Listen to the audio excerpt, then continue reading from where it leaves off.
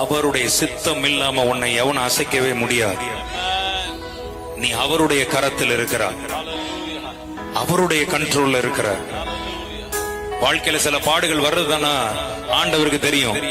இந்த பாடுகள்லாம் உன்னை சரிக்கவே முடியாதுன்னு அவருக்கு தெரியும்.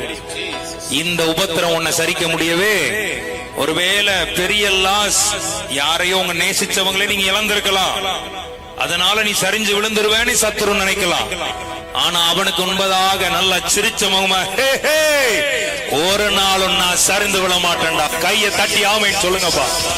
என் நம்பிக்கை வீண் போகவே. நல்ல கை தட்டி ஆண்டவரை மகிமைப்படுத்தலாமா? எத்தனை பேருக்கு இந்த வார்த்தையை கேட்கும் போது நம்பிக்கை வருகிறது? எத்தனை பேருக்கு விசுவாசம் வருது?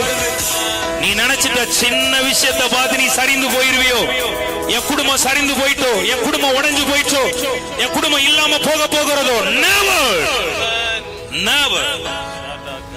உன்னை அழைச்சவர் உன்னை அப்படியே விட்டுருவாரோ? நோ. பக்கத்துல பார்த்து சொல்லுங்க, கைவிட மாட்டார். அவருக்கு உன்னை ஆசீர்வதிக்க தான் தெரியும். பக்கத்துல பார்த்து சொல்லுங்க, உன்னை ஆசீர்வதிக்கிறவர்.